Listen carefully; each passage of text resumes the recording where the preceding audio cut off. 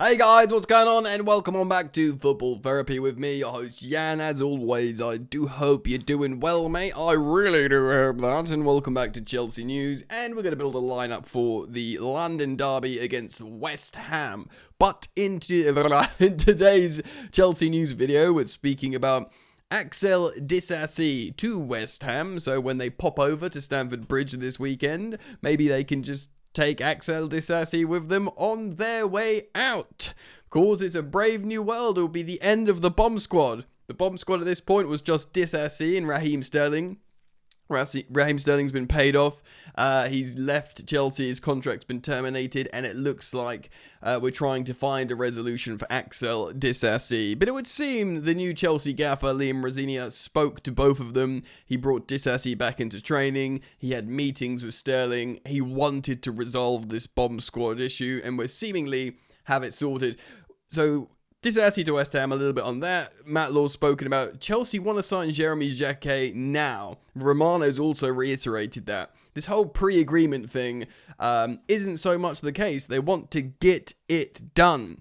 Apparently Liverpool and Bayern want him in the summer, so they're trying to get this signing done now. We'll do a little bit of a rundown over, while staying on the Telegraph, Chelsea's 45 signings under BlueCo ranked, and I'm not sure I agree with some of the rankings, so we'll have a little bit of fun looking at that as well, and then of course we'll have a quick glance at West Ham and build a lineup for this game. So those of you on YouTube, thanks for joining me. Thank you as always for supporting the content.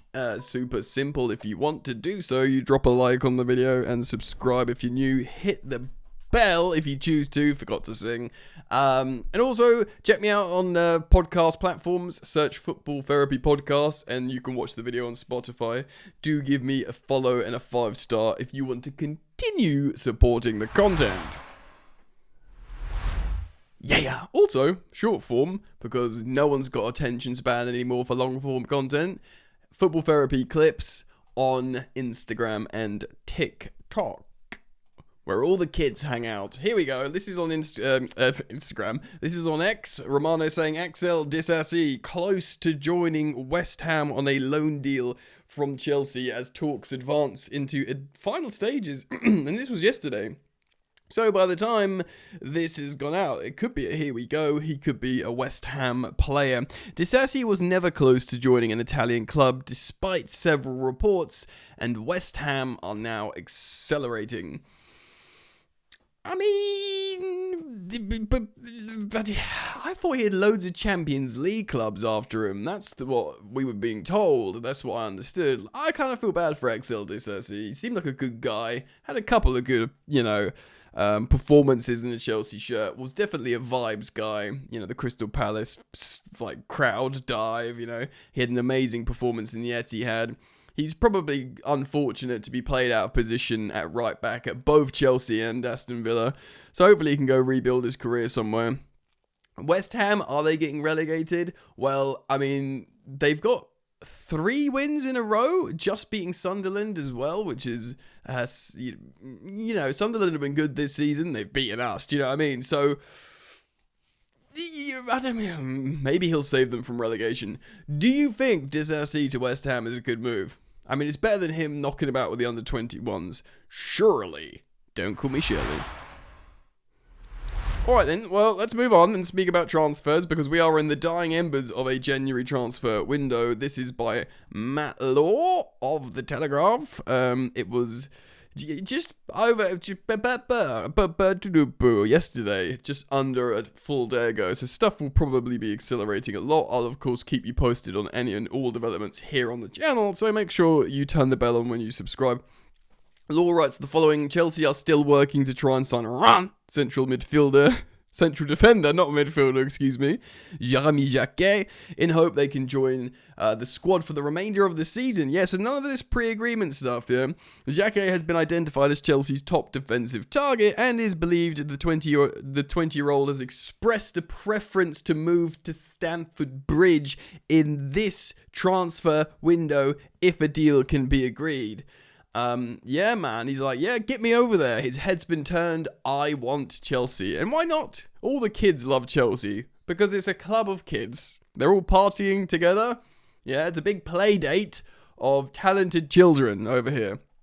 Run are thought to have proposed a deal that would see him stay in France, so the whole pre-agreement thing, before moving to Chelsea, but the Premier League club would rather add the Frenchman to Rosenia's squad immediately and will hold more talks through the weekend aimed at making a breakthrough. Can I just say, why leave it this long?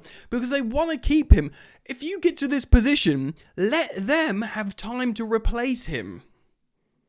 Do you know what I mean? Get it done January the 3rd. You've got plenty of time to find a replacement. We really want this guy. Go find a replacement. So you don't leave yourself screwed. Why are we waiting till the window closes so they're screwed and they're trying to chase Champions League football? Do you know what I mean? It makes no sense whatsoever. Silly sausages. Both scenarios are currently open, with Chelsea yet to give up on trying to convince Rhin to allow Jacquet to move to Stamford Bridge in this window.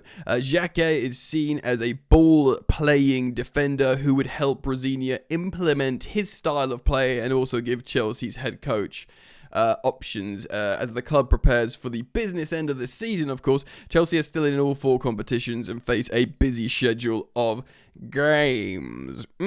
Rosinia's desire for a different type of central defender in his squad was perhaps illustrated when he started with a back 3 against Napoli, with James and Cucurella as centre-backs. We did not like that, did we, guys? Trevoh Chalobah made an appearance from the substitutes bench, where he started alongside other central defender, Badia Shiel and Joshua Chiampong, and Tosin's injured.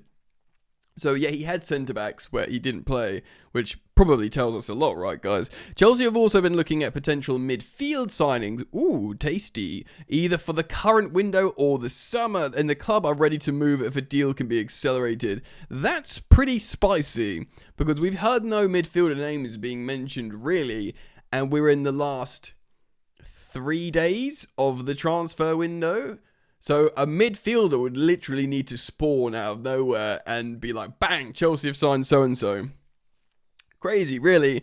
With the winter transfer window due to shut Monday evening, Chelsea are facing a busy few days as they aim to strike a deal for Jacquet and decide the futures of some of the squad players, of course. Raheem Sterling, we know have lost. We know we've lost. And it sounds like, we've released. We put him out to pasture, and that was announced Wednesday. And of course, Paez has gone on loan to River Plate. Chelsea will make decisions on more players in coming days. Axel Disasi, he reiterates the interest of places in England, Crystal Palace and West Ham, and Strasbourg have been considered, but we now understand, of course, by Romano's update, that Disasi is probably going to go to West Ham. And Salmino, the central defender, was surprisingly recalled from his loan from Borussia Dortmund 3 hours before the deadline for Chelsea to do so. Wow. So there was a pre-deadline for that as well. And so the club will decide what's best for the 20-year-old. And Salmino has helped provide with some insurance while Tosin is injured, but it may well be given that he moves elsewhere on loan if we can land Jacquet. Yeah, some people were even saying that was us trying to apply pressure on Rand. Like, we've got this guy, because they might have been talking in a negotiation room somewhere like, yeah, you are lower, Colwell's injured, looks like Tosin's injured, you don't trust this guy. So we've just recalled a really good defender, so take it or leave it, money on the table. Given Run would presumably need a replacement for Jacquet, the prospect of Anselmino or Disasi being loaned. Again, Disasi looks like he's going to West Ham, but Anselmino loaned to Run. Poor kid getting passed around quite literally like currency. Second half of the season, were a move to fall through for Jacquet, and Salmino could stay at Stamford Bridge. Interesting. And finally, just want to talk about Tyreek George here. George was an unused substitute in Naples and has not made an appearance for Chelsea since the League Cup victory over Cardiff City. The 19-year-old is yet to play under Rosinia and is believed to favour a move away. Of course, he almost got that move to Fulham, and that flopped just before the close of the transfer window in last summer. Right, lots of spicy stuff there. So before we move on, ensure you have the bell icon switched on when you subscribe to Football Therapy, because I will always bring you the updates as quick as possible. Now, I do want to stay on the Telegraph here, man. Sam Dean is this guy even a Chelsea fan? Because it is an interesting article. Chelsea's 45 signings under BlueCo ranks from best to worst. And I'm unsure if I agree on a lot of these. So we'll go through it together and then we'll do the preview of the game. Best buys. So 40 million. That rises up to 42. Those 2.5 million in add-ons for Cole Palmer. Man City absolutely kicking themselves. 40. I mean, he's definitely going to make those 2.5 million add-ons. But for 40 million quid, Cole Palmer, I think, yes, everyone is undisputed. Number one. In a word, star. It just puts at the bottom. I'm not going to read the rest of it. Number two, I don't think this is too controversial either. Moises Caicedo. It's a lot of money. He was the Premier League record signing before Wirtz was signed, and then of course Isak was signed. I think probably as well, we all agree, in a word, combative. Now this might be a little bit controversial. They've gone with Marc Cucurella to be third. Now 60 million quid. City did want him. He had a tough start, but he made his way into the Chelsea fans' hearts, and he's been very, very good. I don't think it's that controversial. I just find it interesting. He's definitely top 5, I guess, but to put him third, some people may dispute that. Now, Enzo Fernandez, 4th, is probably about right. 26 goals, 27 assists, so he's chipping in with a few numbers, but of course he plays all over the gaff. He's a leader, he covers a lot of ground. In a word, they could say ever present, which is a hyphenated word. But that's interesting. Now, he's gone early with Esteva Willian. £29 million base fee is pretty incredible for what seems like a prodigious talent. Let's just read what he says here. Some might argue Esteva's not been at Chelsea long enough to deserve such a high ranking in our list. A talent like this is hard to ignore though, and it's absolutely clear that Esteva is one of the great young players in the world game. The Brazilian seemingly has all the ingredients required to reach the very top of the sport, even at this early stage of his career. It feels safe to describe him as a triumph in Chelsea's recruitment model. In a word, gifted. Yeah, you'd have to say for their recruitment model, going to South America, going to the well to find superstars, he is essentially a big win for them. They can present to the Chelsea fans Esteva Willian and say, yeah. Now, I actually quite like how Malo Gusto's highly ranked here, because I actually think he cost 29 million. It says 31 here.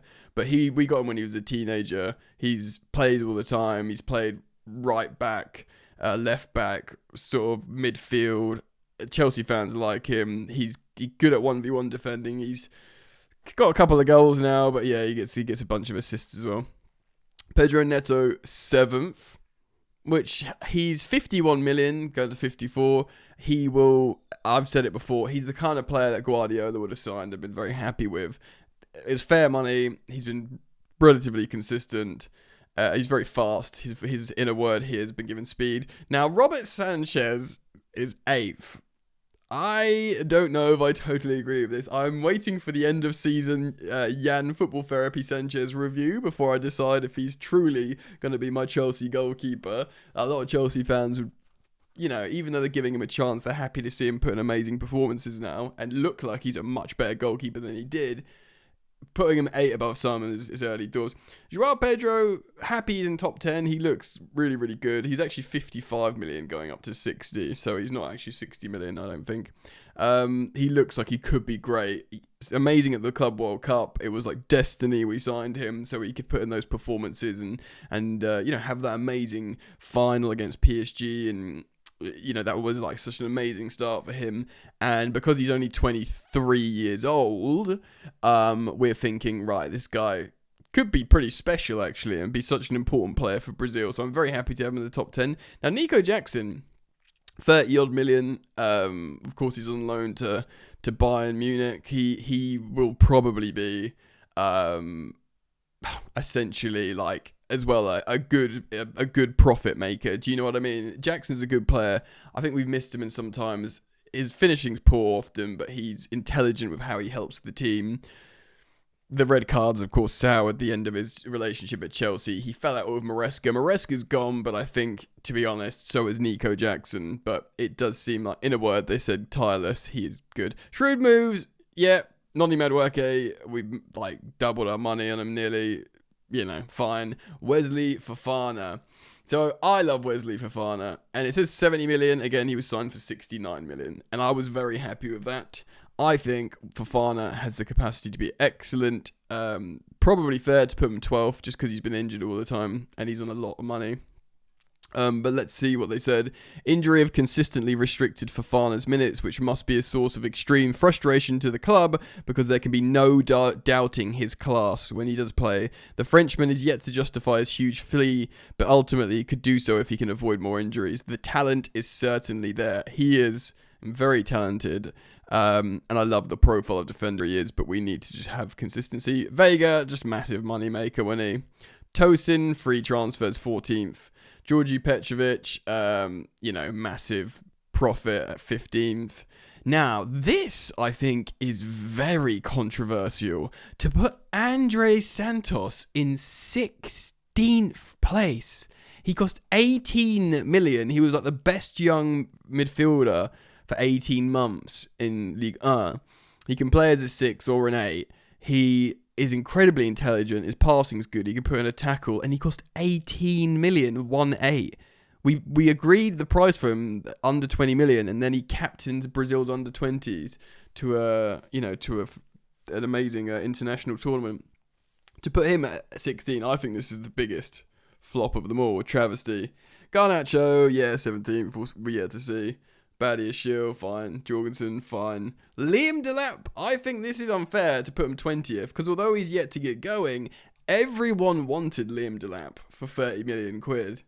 I think just by buying him for 30 million quid is like, maybe not a massive jump, but at least top 15. Do you know what I mean? His injury problem, but he's a profile that everyone wanted. If Man United wanted them, Newcastle wanted them, Bayern Munich wanted them, just because he cost that money. So I think to put him at 20th is pretty harsh. Jadon Sancho's fine. Now, Mark Yu, to put this at 22nd, is also incredibly dumb. He cost 5 million quid. He scored a few goals for us. He will make a massive profit.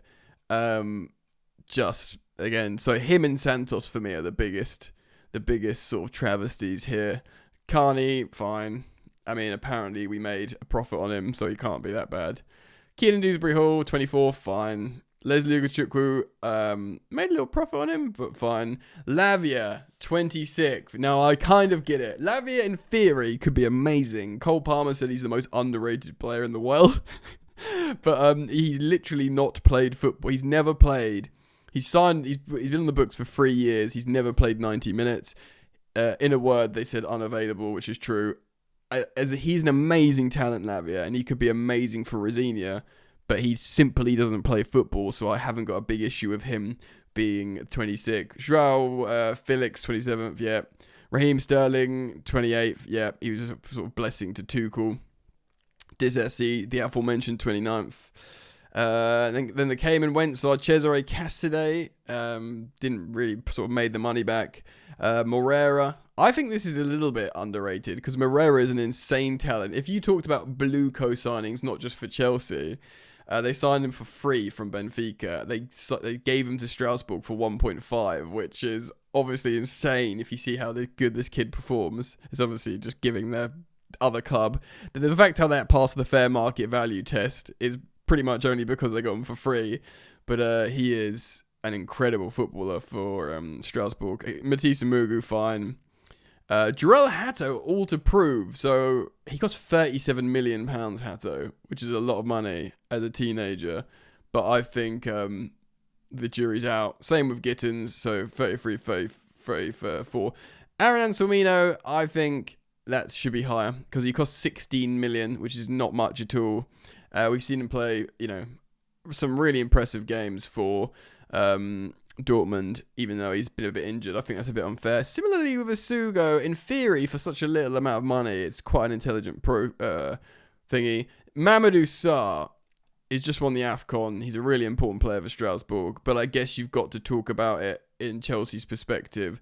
And in a word, multi-club. I get it. Dennis Zakaria, yeah, totally fine. Totally understand that loan. 38, absolutely. Facundo Buonanotte, yep, fresh in the mind. 39, agree. 40th, Datro Fofana, agree. The mistakes, Koulibaly, yep. Christopher Nkunku, that is a little bit harsh. Because Koulibaly, yeah, he was like, you know, the Sterling, Aubameyang stuff for Tuchel. But I think Nkunku's a little bit harsh.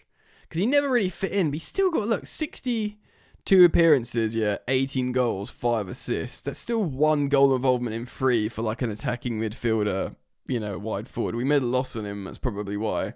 But he was still like, scored a couple of important goals. Aubameyang at 43, 100%. David Washington at 44, 1,000%.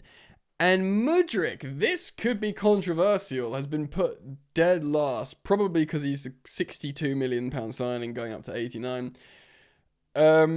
That's controversial, it's probably because of just the doping ban, but a lot of Chelsea fans like Mudryk, like he's an exciting player.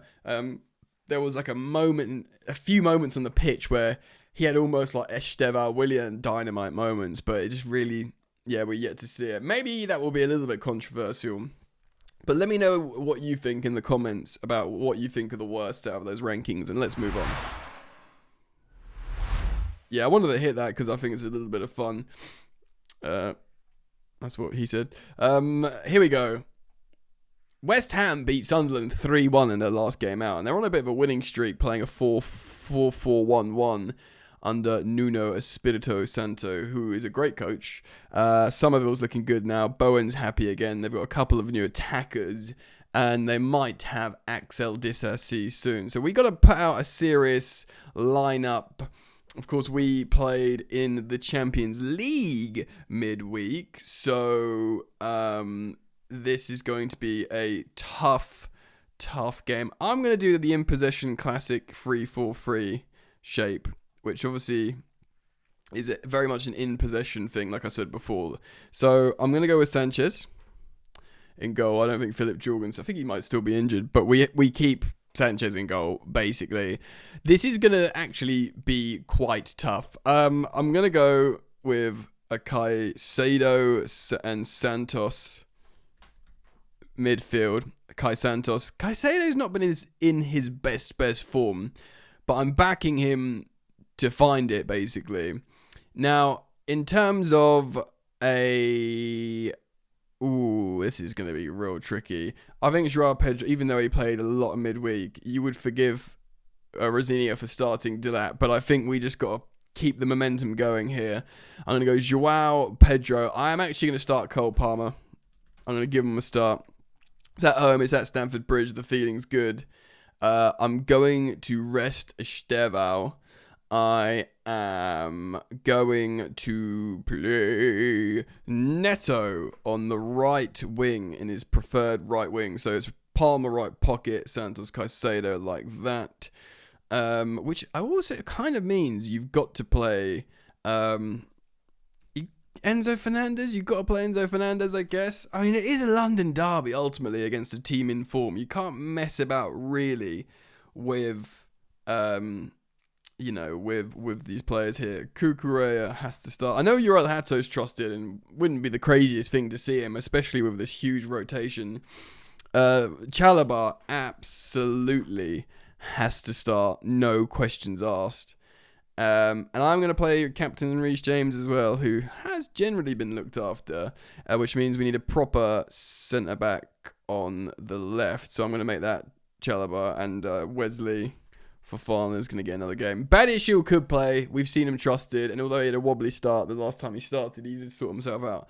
So that's the lineup I'm going for. In possession, you've got that box midfield with Fernandez left pocket, Palmer right pocket, Neto holding the width and tracking back, and Cucurella, and of course your Sky Sports or whoever shows it will be presenting this as a 4-2-3-1 like that, with Neto on the left and João Pedro on the right. And maybe there's times you see that 4-2-3-1, but in possession it will be a box midfield like I showed previously. Now, I do think we win this. I do think West Ham need to be respected in terms of their recent resurgent form, but despite that, I'm going for a Chelsea win. I maybe give West Ham a goal just because the feeling's good at the moment, but I'm going to say a 3-1 Chelsea win. What do you think though? Let me know. Please do leave your thoughts down in the comments section below. Please do consider supporting my content by liking this video on YouTube and subscribing if you're new, or if you're yet to subscribe. Do check me out on Spotify by searching Football Therapy Podcast. Follow in 5-star. That's really helpful. I really do appreciate that. Just going to quickly see what how many 5 stars I've got now, because I've got quite a few 5-star ratings. The average is 5 stars, which is great, and 708 5-star ratings, which is amazing. So if I can get it over 1,000 at one point, that'd be amazing. So thank you for just popping on. You might need to listen to 10 seconds of it on Spotify, so you're eligible to rate it, but you just watch for a few seconds, hit 5 stars, and that's really helpful. I'm really grateful for that. All right, fellas, I'll see you soon. Take care.